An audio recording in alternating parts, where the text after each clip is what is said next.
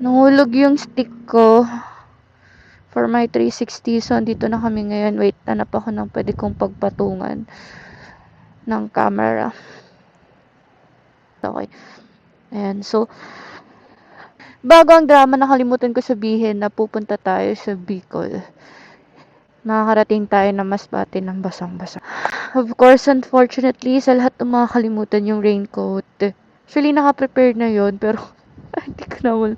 Hindi ko alam ba't hindi siya naisama nung nag-pack na ako. So, dito na kami ngayon malapit sa Atimonan ba? Tama ako. Quezon Province. And simula Batangas, ang lakas na ng ulan. Sobra. Wait, trinay naman namin huminto pero ayun nga. Magbabawas muna ako ng ito yung pinaka-ayoko sa lahat.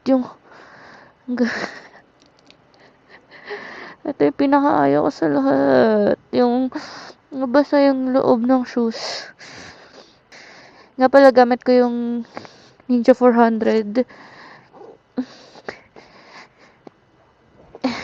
Okay. Ayan. So, medyo nabawasan. Sobrang lamig. Nice. Sa lahat ng may iwan. Nakalimutan ko, nasa Bicol nga pala ako. And every December, laging maulan. Especially Pasko.